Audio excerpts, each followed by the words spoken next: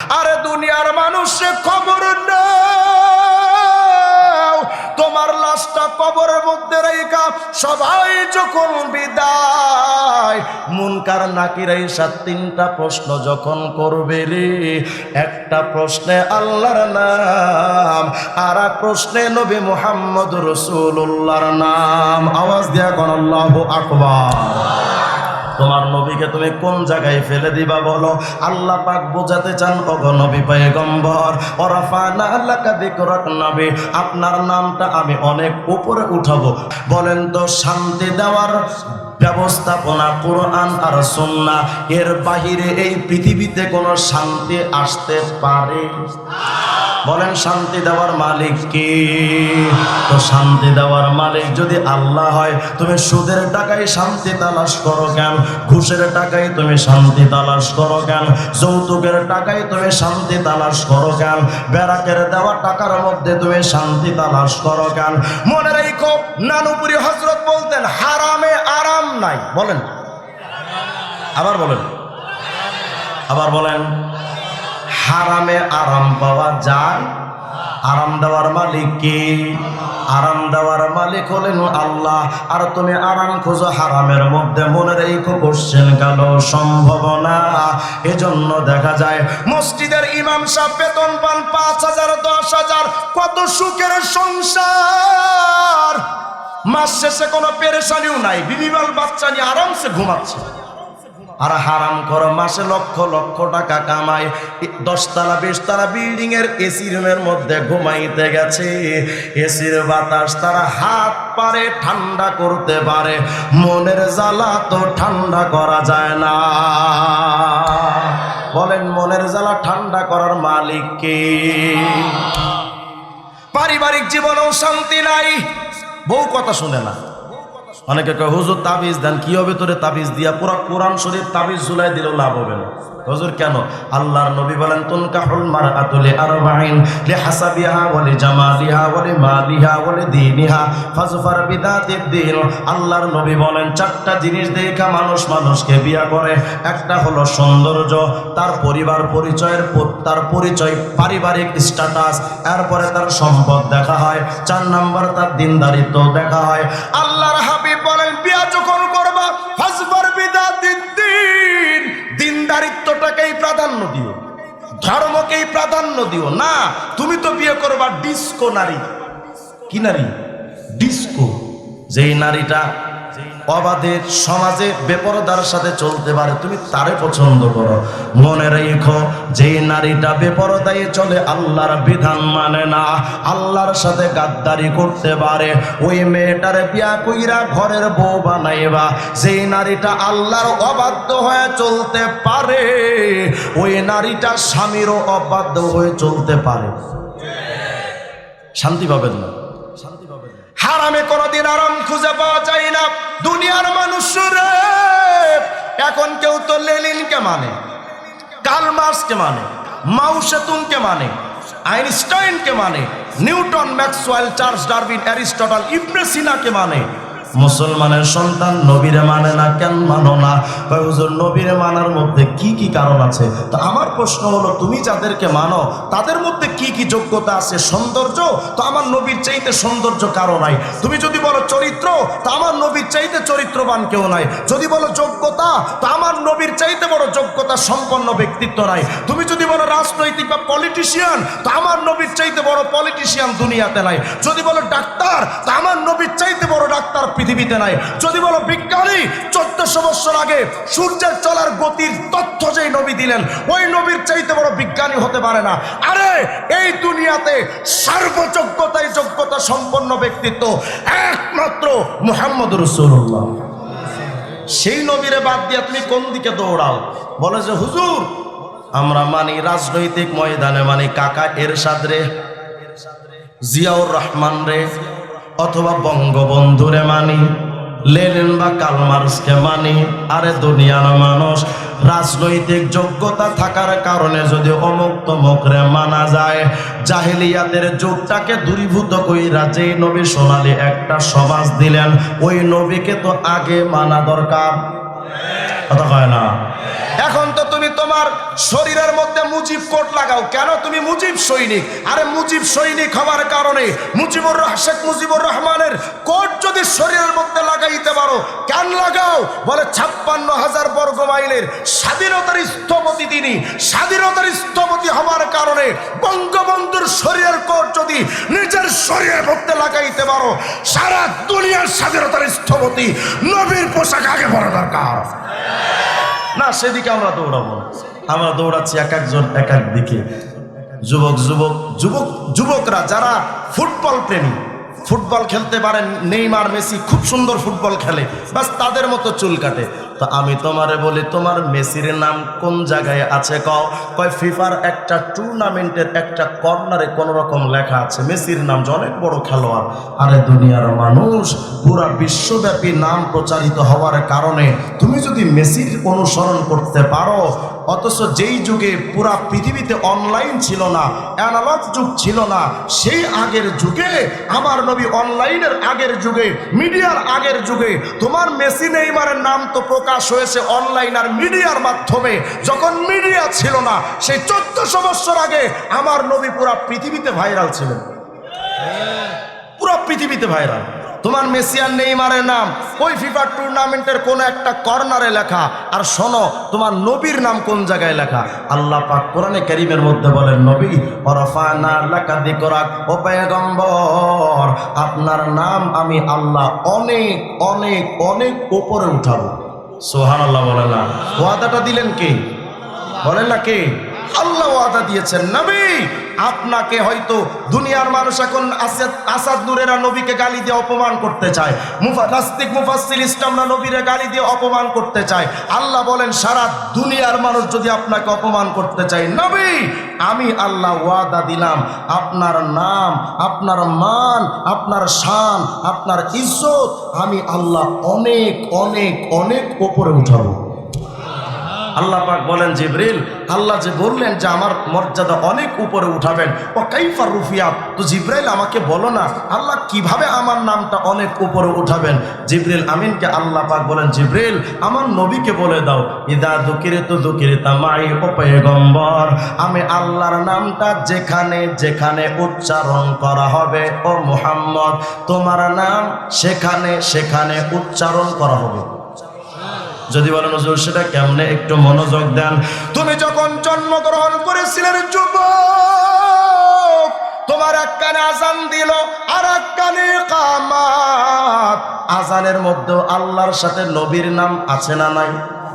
ইকামতের মধ্যেও আল্লাহর সাথে নবীর নাম আছে না নাই? তার মানে তোমার আমার জন্মের পর দুই কানে আজান ইকামত দিয়া আল্লাহ আর রাসূলের নামটা বইলা এ কথা বুঝাইতে চায়, ওরে বাচ্চারে শোনো,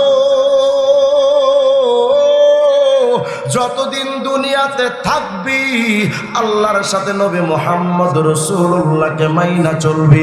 এজন্য কত কয়েকদিন আগে কিতাবে দেখলাম মুহাম্মদ শব্দের মধ্যে অক্ষর 4টা। কয়টা বলেন না? কয়টা? মিম, হা, মিম, দাল, 4টা। তো এই 4টা অক্ষরের আলাদা আলাদা অর্থ আছে।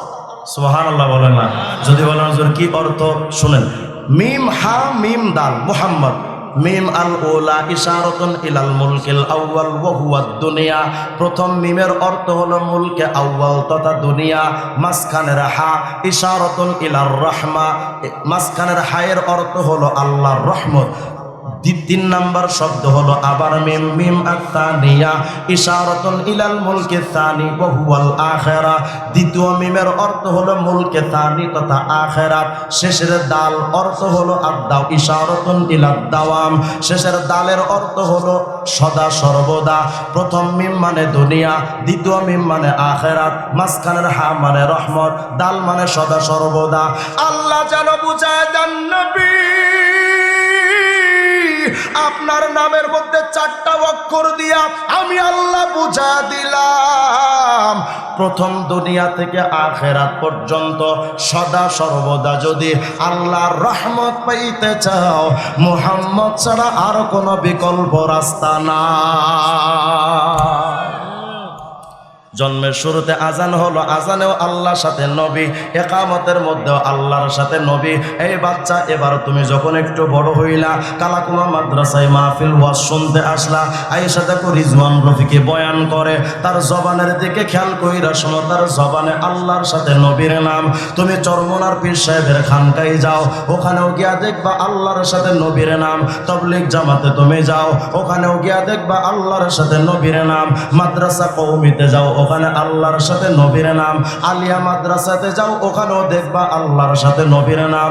তুমি এভাবে চলতে চলতে যখন নামাজ আদায় করার মতো বয়স হবে, এরা মুসল্লি, তুমি যখন মসজিদে যাইবা, ওযু করার যখন দরকার হবে, ওযু করার পর যেই দোয়াটা পড়বা, ওই দোয়ার মধ্যে খবর নাও তোমার ওযুর দোয়ার মধ্যে আল্লাহর সাথে নবীর নাম। এবার তুমি ওযুটা কইরা মসজিদে ঢুকতে যাইবা, তিনটা দোয়া পড়া মসজিদে ঢোকা সুন্নাত। প্রথম দোয়াতে আল্লাহর নাম, দ্বিতীয় দোয়াতে নবী মুহাম্মদ রাসূলুল্লাহর নাম। এবার মসজিদে ঢুকলা, দেখলাম মুয়াজ্জিন আজান দেয়, আজানের মধ্যে মুয়াজ্জিনের কণ্ঠেও আল্লাহর সাথে নবীর নাম। ভাবতেছো বেশ কিছু টাইম আছে, তো কোরআন শরীফ খুলি না। কোরআন শরীফ খুইলাও দেখবা আল্লাহর সাথে নবীর নাম। ফাজাইলে আমাল পড়বা, ওটার মধ্যেও দেখবা আল্লাহর সাথে নবীর নাম। মুনতাখাব হাদিস পড়বা, ওটার মধ্যেও আল্লাহর সাথে নবীর নাম। শুধু তাই নয়, সহিহ বুখারী, মুসলিম, তিরমিজি, আবু দাউদ, সুনানে ইবনে মাজাহ, সুনানে নাসাই, যত কিতাব পড়বা, মুসনাদে আহমদ খোলো, এরপরে আত-তারগিব ওয়াত তারহিব খোলো, যত কিতাব পৃথিবীতে আছে খোলো, দেখো সবগুলোর মধ্যে আল্লাহর সাথে নবী মুহাম্মদ রাসূলুল্লাহর নাম। কিছুক্ষণ পর কিতাব পড়া অবস্থায় দেখবা মুয়াজ্জিন ইকামত দিয়েছে। এই মুসল্লি, মুয়াজ্জিনের কণ্ঠের দিকে খেয়াল কইরা দেখো, মুয়াজ্জিন যে ইকামত দেয়, মুয়াজ্জিনের ইকামতের মধ্যে আল্লাহর সাথে নবীর নাম।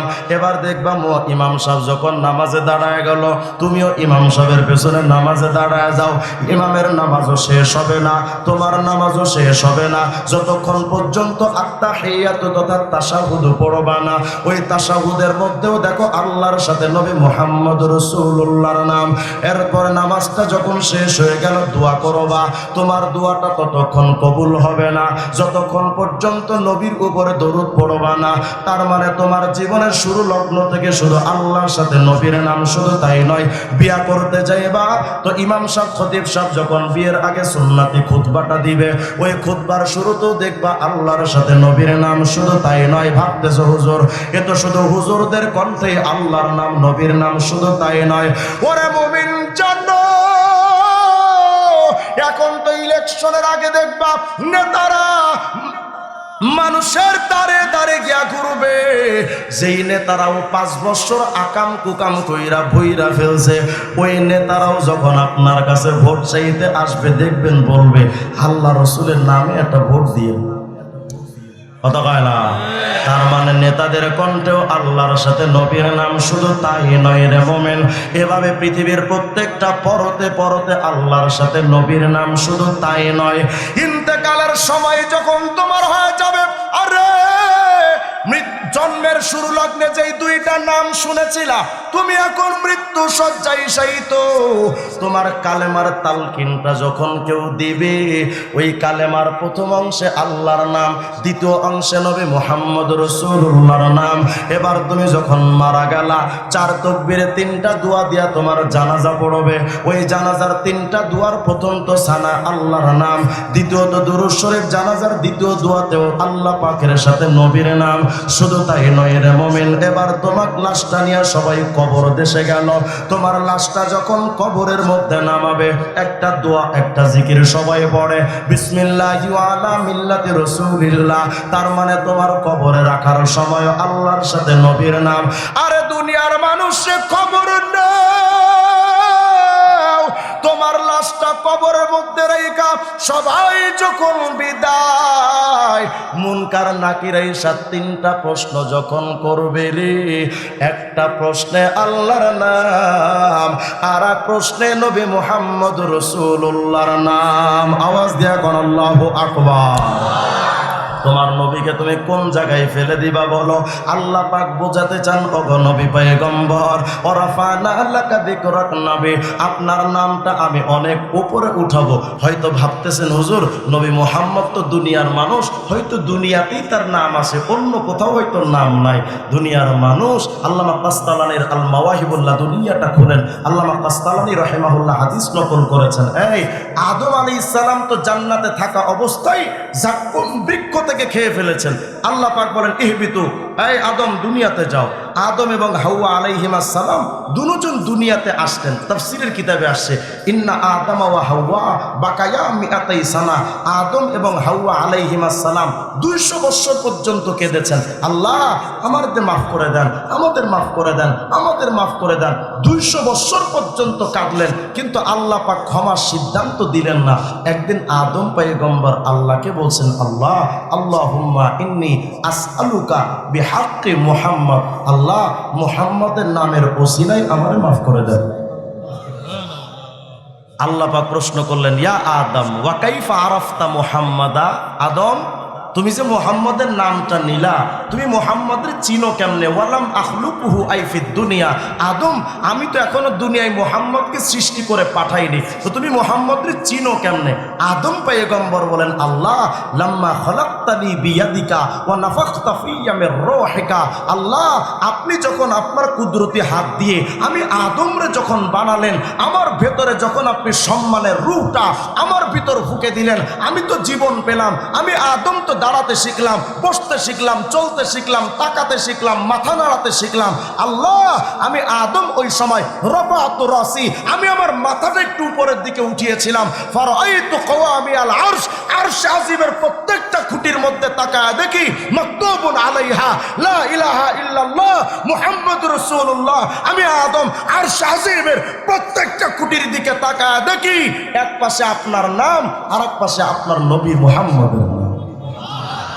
আল্লাহ পাক বলেন, নবী ওয়ারাফানা লাকা যিকরাক, নবী আমি আল্লাহ আপনার শান, আপনার মান, আপনার ইজ্জত অনেক উপরে উঠাবো।